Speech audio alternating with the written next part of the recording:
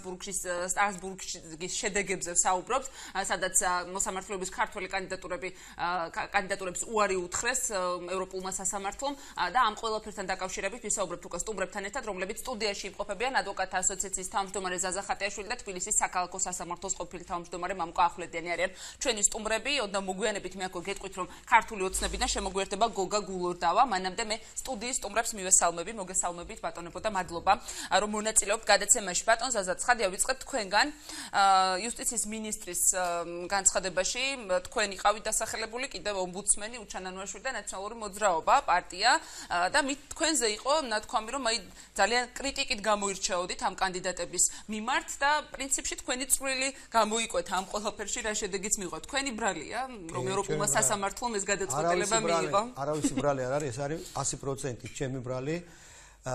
დღეს ხა მიდის სპეკულაციები ევროპის საბჭოს კომიტეტმა რატომ გამოიტანა ეს გადაწყვეტილება, რატომ თქვა უარი. მე მინდა უთხრა ტელემაყურებელს, რომ არავინ არ იცის იქ რა დავწერე. საჩივერი დავწერე მე, თუ გინდათ მოგიყვებით რა ჩავწერე. გადაწერეთ, ანუ მოკლედ გითხარით. კი ბატონო, საჩივერი. დავასწროთ ოფიციალურ დოკუმენტს. არა, სამი მოტივი მქონდა მე შეტანილი საჩივარში და ვამბობდი, რომ არ შეიძლება ეს ადამიანები გახდნენ ევროპული სასამართლოს მოსამართლეები, ვინაიდან მათი მორალური და ზნეობრივი კრიტერიუმები ვერ აკმაყოფილებს ევროპის ადამიანის უფლებათა მოსამართლის მაღალ სტანდარტს. პირველი, ქალბატონი გოცირიძე. ევა გოცირიძე და მიმართებაში მქონდა ესეთ პრეტენზია. ევა გოცირიძემ, როდესაც ხმა მისცა ლევან მურუსიძეს, გააკეთა განცხადება, რომ მე ვიციო ლევან მურუსიძის არასახაბიო რეპუტაციის შესახებო, მაგრამ მაინც მას უნდა მივცე ხმაო, რომ მოსამართლეებს ძალიან უყვარდო. მე ვსვავ კითხვას, კანონიერ ქურდებიც უყვარდათ გარკვეულ წრეებს. ამიტომ კანონიერ ქურდი უნდა ვირჩიოთ მოსამართლედ? ეს ერთი. მეორე, ევა გოცირიძესთან დამცვეს პირდაპირ ეთერში სანაიასთან და ევა გოცირიძე ვეუბნები, რატომ მიეც ხმა მურუსიძეს, თქვა რომ მეო მაგასო ხმაო წინასწარ ვიყავით შეთანხმებული და მიმეცაო და ამის შესახებ იცოდა ნინო გვენედაძემო და მას ჰქონდა ფუფუნება ხმა არ მიეცაო.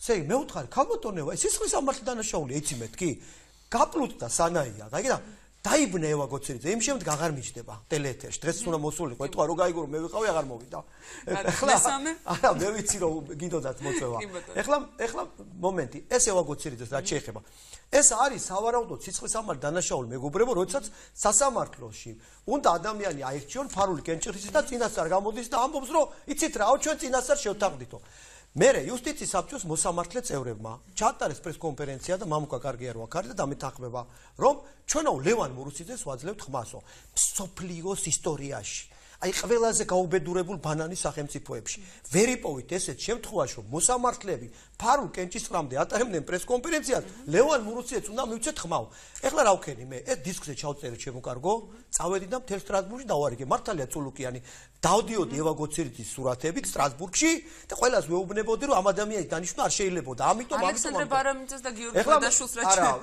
რაც შეეხება ბარამიძეს ანა ნაცვლიშვილმა ახლა ვერ გავიგე რა თქვა მაგრამ ჩვენ ერთად ყოფილიყავით და ადასტურებდა როდესაც ეს კომისია შედგა და მე დავინახე რომ ბარამიძემ შემოიტანა განცხადება ახლა მე რაც იქ დავწერე ზუსტად ამას მოგიყვებით მივწერე კომისიას იქ არის ანა ნაცვლიშვილი ჩემთვის ძალიან პატივსაცემი პიროვნება სახალხო დამცველი რომელიც ძალიან სერიოზული სახალხო დამცველია და იურიდიული ფაკულტეტის დეკანი ძალიან კარგი პიროვნება ბატონი ბურდული ეს 4 ადამიანი ვიყავით არასამთავრობო სექტორი იქით იყვნენ პარლამენტარები ის რა ქვია პროკურორის თავარი პროკურორის მოადგილე და იყო საგარეო საქმეთა მინისტრის მოადგილე და მე დავაყენე კომისიის წინაშე საკითხი რომ სანდრო ბარამიძე არის მინისტრის პირველი მოადგილე ანუ ინტერესთა კონფლიქტი უნდა გადადგეს მეთქი და გამოვიდეს იუსტიციის მინისტრი არის მეთქი მეგობრებო კომისიის თავმჯდომარე როგორ შეიძლება მინისტრია თავმჯდომარე პირველი მოადგილე გამოვიდეს ეგ დალუცვილი გადადგეს და მერე იყო სამდივნოც იყო იუსტიციის სამინისტროდ დაკომპლექტებული ხო და მე როდესაც დავაყენე შუამდგომლობა იყო განხილვა ყველამ ხელი აწია მარტო ანა ნაცვლიშვილმა დამჭირა მხარი დანარჩენებმა მე იქ დავემუქრე მეოთხარი ამაზე მეთქი საქართველოს სახელმწიფოს ვაგებინე პასუხს მეთქი თქვენი გადაწყვეტილების გამო მეთქი შეგიძლია კითხოთ ნაცვლიშვილი უჩანანუაშვილი და ყველა დაასა ეს მე მივწერე არავინ არ იცის მე რა დავწერე და მკითხაობენ ამიტომ თქვა უარი იმიტომ თქვა აი რაც მესამე რაც მივწერე როდესაც აი მესამე საკითხი როდესაც ევა გოცირიძე ანუ ერთოდ როდესაც ევა გოცირიძე არადგინეს ანუ რა დავწერე საჩივარში და ვამთავრებ პრემიერ მინისტრს მივწერე და უთხარი ევა გოცირიძეს თუ წარადგენ მეთქი თავი მოგეჭრება დაგიბლოკავთ სიას მეთქი იმიტომ რომ 4-დან 5 ბალამდე ქონდა 4 კანდიდატს. იქ იყო ანა დოლიძე. ევა გოცირიძე ბოლო ადგილზე იყო და 4 ბალის ქვევით ქონდა ამ 5 კანდიდატში. ბატონო? ნანამჭედლიძესაც მეტი არა, კი, მაგრამ ნანამჭედლიძე რო დაბლოკეს. უნდა თუ დაიბლოკა ესე. არა, რა ვიცი, მე სახელმწიფოს ვაპრალებ და თვითონ უნდა გამოვიდეს ნანამ და იბრძოლოს. ეგ იყო ყველაზე მაგარი კანდიდატი, 5-ის პლუსი დაუწერე. რაც შეეხება ანა დოლიძეს, მე მასაც 5 დაუწერე და ანა დოლიძეს ქონდა უმაღლესი შეფასება ენაში. 5 კანდიდატში ყველაზე დაბალი შეფასება ქონდა ევა გოცირიძეს და მე მივწერე ამ ევროპის საბჭოს ხალხო მეთქი 4 მეთქი, ჯერ 4 მოდის და მე 5 თუ საქართველოს პრემიერ-მინისტრის ადრით ჯერ 5-ია და მე 4 მეთქი. დავსვი ეს კითხვა. აი ეს 3 მოტივი მე შევიტანე 2 საჩივარი, მე წარვადგინე ბევრი მტკიცებულება, ამიტომ და მივიღეთ ეს შედეგი. სოლოკიას რომ მე დაუბლოკე სია და მე ვაჩვენე მთელ სამოქალაქო საზოგადოებას, რომ ადვოკატთა ასოციაციის თავმჯდომარე შეუძლია ბეჭებზე დაგდოთ შენს და გვირიკაშვილი. კარგით, მადლობა ბატონ ზაზა, ბატონ მამუკაი. თქვენი შეფასება როგორ ეხა კონკრეტული პროცედურების საკითხები ჩამოთვალე, როგორ მიმდინარეობდა იქ კანდიდატების შერჩევა. ქალბატონმა ანამ სულ ცოტა ხნის წინ იყო ჩვენი სტუმარი თქვენამდე, აღნიშნა რომ აი კომისიის შექმნის საჭიროება საერთოდ იმიტომ გახდა, რომ რამდენიმე ქვეყანასთან დაკავშირებით საკითხის პოლიტიზირება მოხდა და ამიტომ. ან ჩვენს შემთხვევაშიც ასე იყო, აი რატომ იყოს 4 უფრო მეტია თუ 5? ხა ბატონი ზაზა ბრძანებს. ანუ კვირიკაშვილს კითხეთ, 5 არის ჯერ და მე 4. გასაგებია. ანუ ამ შემთხვევაშიც საკითხის პოლიტიზირებას აქვს ადგილი? რა თქმა უნდა, მოგესალმებით პირველ რიგში და მადლობა მოწვევისთვის. რა თქმა უნდა, პოლიტიზირებას აქვს ადგილი. სტუდიაში ვიყავი ამბიცი და ერთ-ერთმა თქვა, რომ აი გამჭვირვალედ ჩატარდა და ყველაფერი. გამჭვირვალედ ჩატარებას კი არ აქვს მნიშვნელობა. იმ შედეგების ასახვას, რაც ბატონმა ზაზამ და ბევრმა ადამიანმა გამოხატა და შეაფასა იქ. მე არ ვიცი როგორ ხდებოდა, შეიძლება ვინმე შეგნებულად გამჭვირვალეობა მარტო არ ნიშნავს, რომ გადაწყვეტილება სწორია და აგერ ბატონმა ზაზამ სწორად აღნიშნა ძალიან ბევრი კარგი კანდიდატი, რომელიც უკეთესი შეფასებით იყო, მიუხედავად ყველაფრისა, არ მოხდა სიაში. ჩემთვის აი თქვი ერთ-ერთი გვარი ნანამჭედლიძე, მაგალითად გაუგებარია რა საფუძვლით მოიხსნა ამ ადამიანის კანდიდატურა. წარმოუდგენელია და ამის შემდგომ კიდე სხვა კანდიდატები მოდიოდა. ეგეთი არ აყავს საქართველოს, ხო იცი? მე პირადად ნომერ 1-ია. ხო, მე ზუსტად ამას ვამბობ, ჩემთვის ეს ადამიანი მე სამუშაო პროცესში მყავს ამნახი, მე ასეთი იდეალურ ადამიანს არ ვიცნობ ამ კანდიდატურასთვის, მართლა ვერ წარმომიდგენია და ჩემთვის ძალიან გაუგებარია როგორ მოხდა ეს ყველაფერი. თუ არ ჩავთვლით რომ გარკვეული მიზეზები ალბათ ბატონმა ზაზამაც იცის, რაც ქვედადინებები ქონდა ამას. მაგრამ დანარჩენ კანდიდატები მარტო ამის გამოტოვებით არა, შემდგომაც იყო კანდიდატები, რომელიც სახელმწიფომ გამოტოვა და პირდაპირ გადავიდა შემდგომ კანდიდატურაზე. და დღეს მართლა გაკვირვებული დავრჩი, როცა იუსტიციის მინისტრი განცხადებას აკეთებს, რომ სახალხო დამცველის და ადვოკატთა ასოციაციის თავმჯდომარის ბრალია ეს ყველაფერი, ესე იგი მთელი სამინისტრო, სახელმწიფო, მთავრობა, მათი ავტორიტეტი არის ნულოვანი.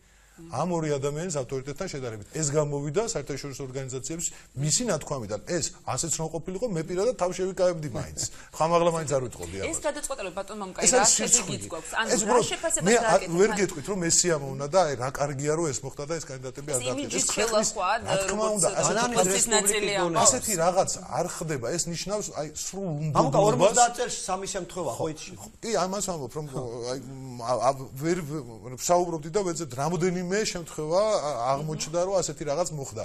აქ მარტო პოლიტიკაც არ არის და პოლიტიზირებული, შეიძლება სხვა ქვეყნიდანაც არის პოლიტიზირებული. ბევრმა ფაქტორმაც იმოქმედა, რა თქმა უნდა, ფაქტორები იყო თქვენი აზრით. ამ კონკურსში თვითონ მათ კომპეტენცია შესაძლებელი. მე არ ვიცნობ ეხა ყველა მათგანს, მე ევა გოცირიძეზე შემიძლია თქვა. ალბათ სახელმწიფოს და იუსტიციის მინისტრს ეგონა ისეთივე შედეგი, რაც იუსტიციის საბჭოში აყენებს, რომ თავის სასურველ კანდიდატებს, ვისაც როგორ უნდა, ისე გაყავთ. ალბათ ევროსასამართლო და ევროსაბჭო ეგონათ ამ ტიპის ინსტიტუტი.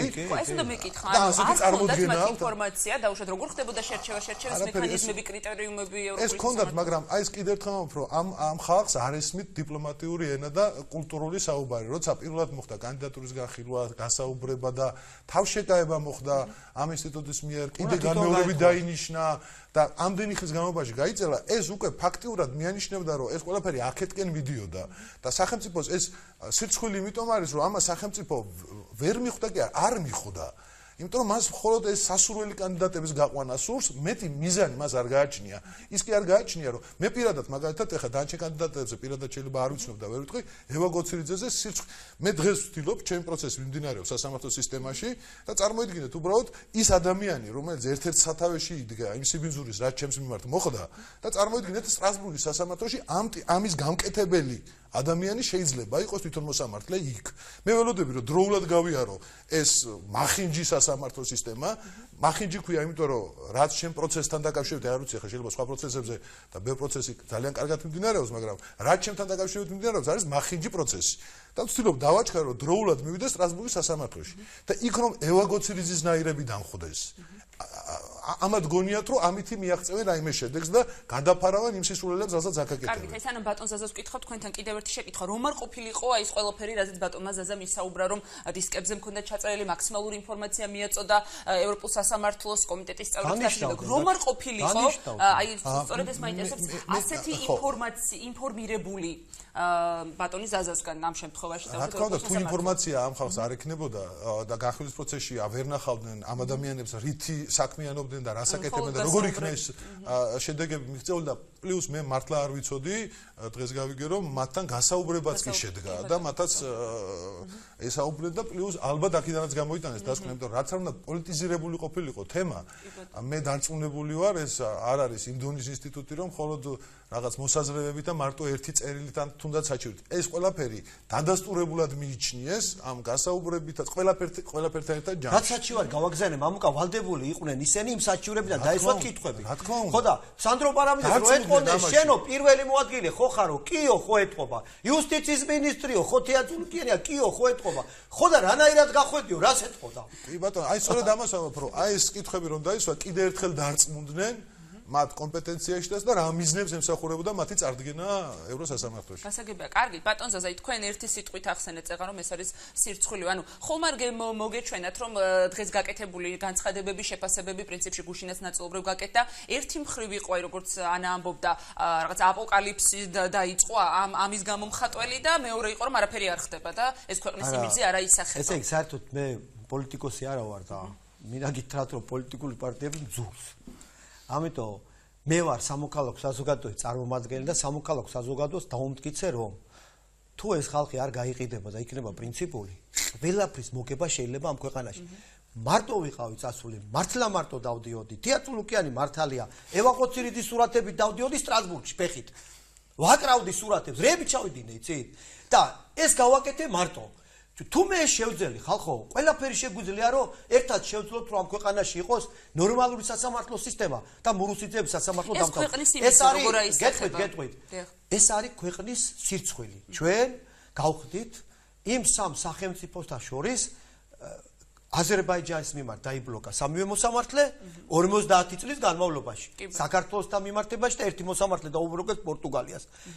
დღეს გამოდის, რა ქვია. თუმცა ერთი მოსამართლე, ამ შემთხვევაში ყველა კანდიდატი ჩვენ შემთხვევაში. დღეს ეგეთი რამე ხდება 15 წელიწადში ერთხელ. დღეს გამოდის ისა საგარეო საქმეთა მინისტრი, რომელიც იურისპრუდენციაში ისე ერქვა, როგორც მე კოსმოსში ახლა და ამბობს, რომ ეგეთი რამე ხშირად ხდება, მე რა მოხდაო.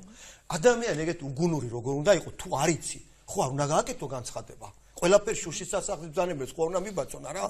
აქედან გამომდინარე, ეს იყო სამარცხვინო განცხადება. საქართველო გახდა ერთ-ერთი ქვეყანა იმ სამ ქვეყანას შორის, რომელმაც ესეთ სირცხვილი ჭამა. დღეს პოლიტიკურად ნულია თეატრიკიანი, ის შეიძლება იყოს ისა ივანიჩვილის ხელისუფლების ხელის მინისტრი, მაგრამ ის ვერცროდის პოლიტიკური ფიგურა, აი რო გავა წლები, ამას წამოაძახებენ, რომ შენ იყავი მინისტრი, სადაც წავა, რომელსაც პოლიტიკური ნიშნით წარდგენილი სია ჩამოუგდეს. იმდენად ისინი არის უგუნურები არიან, მამუკა მართალი თქვა. ხო იცოდნენ რომ მე ჩავაგდესია და რა ალაპარაკებდათ. ის გამოდის რომ მე უფრო მეტი შემილია ვიდრე პრემიერ-მინისტრსა და წულუკიანს. მეორე, მივწერე პრემიერ-მინისტრის წერილი. მე ხო აი, როგორც პოლიტიკოსი ისე არ ჩასაფრებულად არ მიმოქმედია. მივწერე და უთხარი, ბატონო პრემიერო, გამოვხატავ დიდ პატივისცემას მეთქი. არ დაუშვათ მეთქი პოლიტიკური ნიშნით. წარადგინო ევა გოცირიძე. თორემ სირცხვილს აჭამთ მეთქი. მეც მივწერე ამათ. ხო არ მივიღე პასუხი? არა, კაი პასუხი ხო მივაღებინე მე.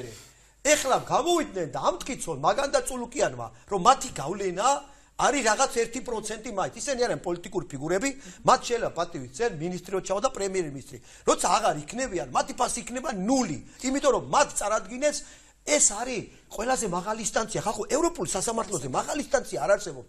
მე ისა მამუკას ვეთანხმები, რომ ის დღეს სასამართლოს თავმჯდომარე რო ამბობს რომ ამ მახინჯ სასამართლოს სისტემაში სასამართლოს თავმჯდომარე მე ვფიქრობ რომ ერთ-ერთი კი არა, ყველაზე წარმატებული სასამართლო თავმჯდომარე. მამუკა რო იქიდან წამოვიდა, დაიქცა საერთოდ სასამართლო სისტემა და მე დღეს მტკიცებულება წამოვიღე, რომ გავიგე, რომ მამუკა ახლედიანი მოდიოდა.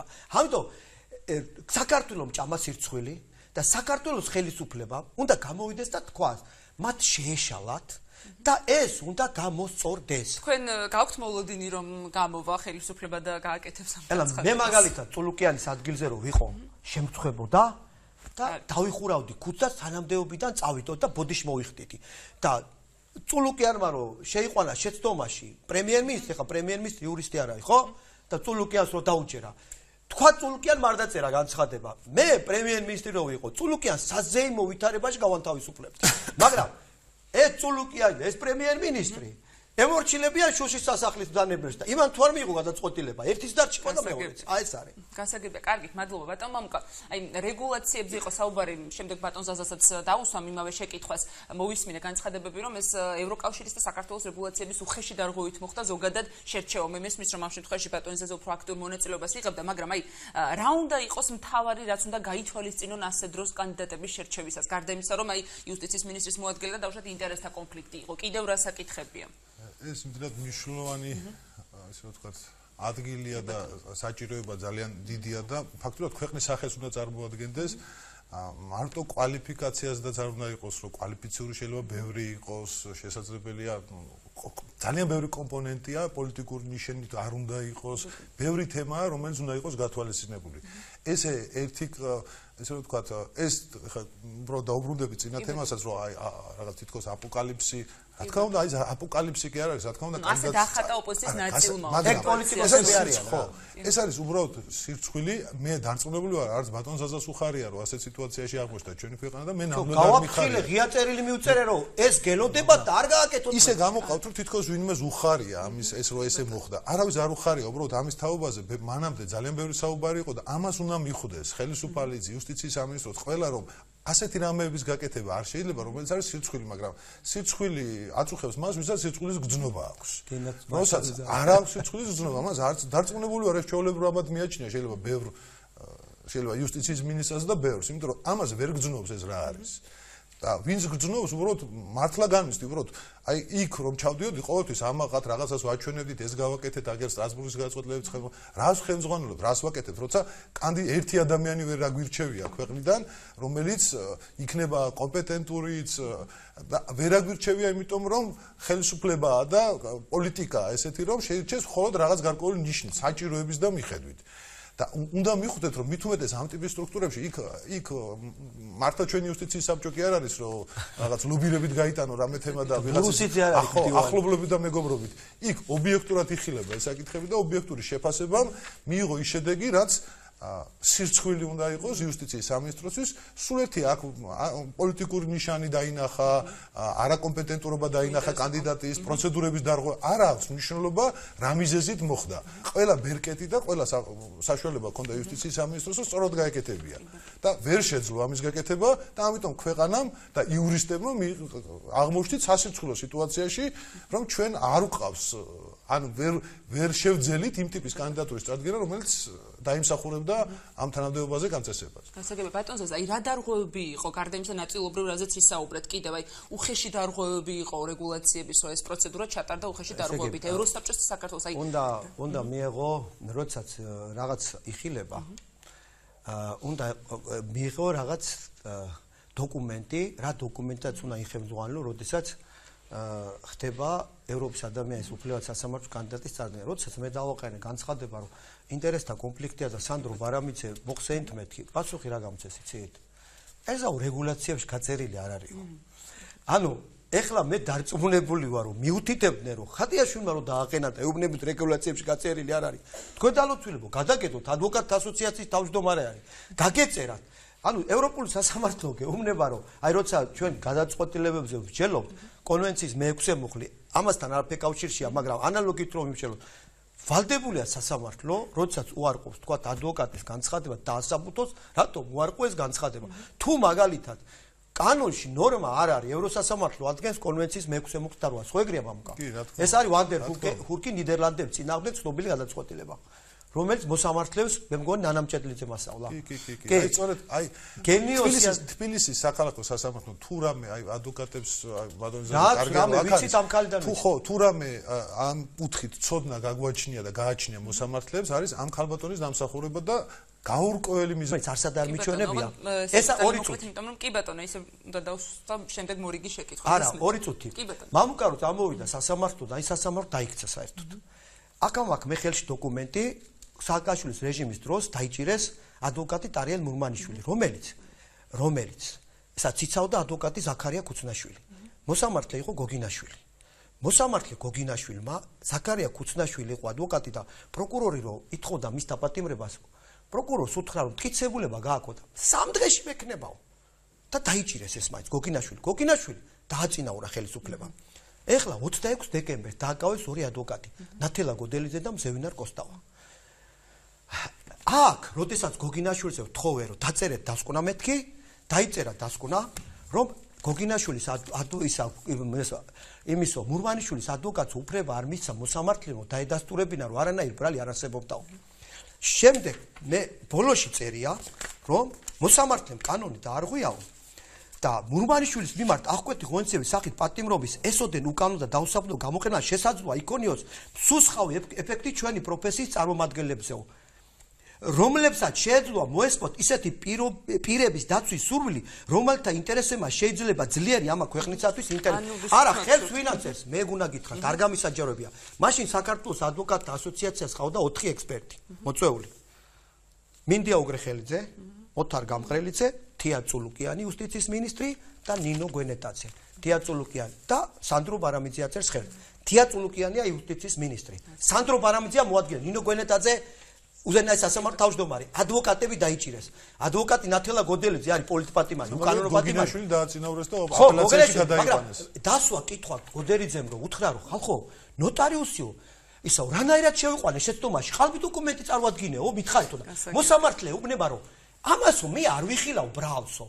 ეხლა თუ გვენეტაძე და წულუკიანი ადრე ფიქრობდნენ რომ ეს დარღვევა იყო და ეს მურვანიშვილი ამ დასკვნის შედეგად პოლიტპატიმრის სტატუსით გაუშვა ქართულმა უცნებამ. დღეს ჩვენ ყავ 2 პოლიტიკურ ნიშნით დაკავებული კოსტავა, ზევინარ კოსტავა, ნათელა გოდელიძე, რომელსაც ბრალი წაეყენათ რომ არა რაში იცი რომ საჯარო რეესტრიდან გამოითხოვეს დოკუმენტები ოფიციალური და წარუდგინოს და ამიტომ ვეუბნები მამუკაცო შენ როცა ამოხვედი დაიწყო საშინელი პროცესი ამ ეკა კულულაშვილზე მე ვიბრძოლებ რომ მან პასუხი აგოს ამას. კარგით, ბოლო შეკითხვა უნდა დავსვა და ძალიან მოკლედ რომ მიპასუხოთ ბატონ მამუკასგან დავიწყებ. გასაგებია ეს ყველაფერი, დარღვევები, რაზეც თქვენი საუბრეთ, რის შედეგადაც მოხდა ამ კანდიდატების შერჩევა დარღვევების საფუძველზე, მაგრამ აი დღეს უკვე ფაქტია რომ ეს შედეგი გვაქვს და დღევანდელობიდან გამომდინარე მაინტერესებს თქვენი კომენტარი. რა უნდა გააკეთოს ახლა ხელისუფლებამ? უნდა შეცვალოს თუ არა თავიდან ბოლომდე აი რაზეც ანა საუბრობდა სულ ცოტა ხნის წინ კომისიის მუშაობის სპეციფიკა, სისტემა შეფასებების და ასე შემდეგ და ერთგვარი მაგალითი თუ იქნება ეს შემთხვევა საქართველოს ხელისუფლებას. მე არ მგონია რომ დღევანდელმა იუსტიციის მინისტრმა და იუსტიციის სამინისტრომ რაიმე ნორმალური ორგანიზება შეძლოს. მე პირადად ამაში ეჩვეუპარება, თუმცა თუ მას უნდა სახე შეინარჩუნონ მეტი საზოგადოების ჩართულობა უნდა იყოს ამ პროცესში და ამათი ფორმალური გამჭვირვალობა ის კი არ არის რომ კამერები შეუშვა და პროცესი გადაიღო. ქულაც უნდა გამოქვეყნდეს რეალური შეფასება. ძალიან გამჭვირვალობა არ იყო, მხოლოდ ჩემი და ბატონ ზაზას ქულა იცოდნენ. ამას არა, გამჭვირვალობა დაარქვეს რომ ახლა პროცესი შეუშვეს და კანდიდატები დავინახეთ ვინ იყო და რაღაც გადაიღეს. ეს დაარქვეს. მე სტუდიაში უსმენდი ზოგიერთი ადვოკატის, სხვათა შორის რამოდენიმე ადვოკატის რომ გამჭვირვალე იყო ეს პროცესი, ახლა სტუდიაში ვიყავი და იქიდან მოვდივარ. მართლა გამჭვირვალედ უნდა ჩატარდეს, მართლა ღიად უნდა ჩატარდეს და მართლა ობიექტურად უნდა და საზოგადოების მეტი ჩართულობა. მთავრობა კი არ უნდა იყოს. მე პირიქით ვიზამდი, უმცირესობაში ვამყოფებდი ხელისუფლების წარმომადგენლებს და საზოგადოების ჩართულობა იქნებოდა პროცენტულად მეტი და მეტი ნდობა იქნებოდა ამ ტიპის წარდგენილ კანდიდატს. არც იმას მიოსმენები რომ მარტო 2 ადამიანის ბატონისასაც რაც არ უნდა პატივისცემა მქონდეს რომ მათი დასახელებული კანდიდატურა იყოს, ბევრი ადამიანის ჩართულობით. რა თქმა უნდა, ბევრი ადამიანის ჩართულობით და საუბრით უნდა იყოს მსგავსი კანდიდატები შერჩეული. ეს არის ისეთი, ასე ვთქვათ, თანამდებობას ვერ დავარქმევ, რომელიც წარმოადგენს სახელმწიფოს სახეს. ამაზე პრესტიჟული არსებობს. არ არსებობს ამაზე პრესტიჟული და ამიტომ ამ ვის სახეს წარმოადგენს უნდა იყოს მართლა სწორად შერჩეული და კონსენსუსით და ობიექტურად შერჩეული. არ შეიძლება დაინტერესებით და ვერ გავასოდეს მსგავსი საკითხი ვერც ერთ ევროპულ ინსტიტუტში. გასაგებია. ბატონ ზაზა, თქვენი მოლოდინით რამდენად იქნება ეს ერთგვარი მაგალითი გაკვეთილი უпростоრად ქვეყნის ხელისუფლებისთვის და რა უნდა შეიცვალოს ახლა კომისიის მუშაობაში, იგივე შეფასების სისტემა და ასე შემდეგ, რომ ასეთი შედეგი აღარ მივიღოთ და როდესაც წარვადგენთ ხელახლა კანდიდატებს, ისევ არ მოხდეს მათი უკან დაბრუნება. პირველ რიგში თუ შეიცვალა პრემიერ-მინისტრის დადგენილება, კარგი იქნება მამუკას ვეთანხმები და იქ უმრავლესობა იქნება სამოქალაქო საზოგადოების წარმომადგენელი. როგორც არ შეიძლება მე და აცშვენ ავირჩიოთ მამუკას ვეთანხმები, ასევე არ შეიძლება აირჩიოს ხელისუფლებამ. ის უნდა იყოს საერთო კონსენსუსი, უნდა გაიწეროს თუ რა კრიტერიუმით მოხდება შერჩევა. მე მაგალითად ზაზახატიაშვილმა ვიხემძღვანილე ყველაზე პირველი კრიტერიუმით, რომელიც პირდაპირ მითითებულია ევროსაბჭოს დადგენილებაში. მაღალი ზნეობრივი და მორალური კრიტერიუმი. მე ამით ვიხემძღვანილე, როდესაც მამკამ ბრძანა რომ ბევრმა ადამიანმა შეიძლება იცოდეს ენა, ახლა წულუკიანმა კარგად იცენები. ბევრმა ადამიანმა შეიძლება იცოდეს, თქვა, ევროსასამართლო პრეცედენტი გადაწყვეტილა, მაგრამ მისი მორალური და ზნეობრივი თვისებები არ იყოს ამ ყველაზე მაღალი წოდების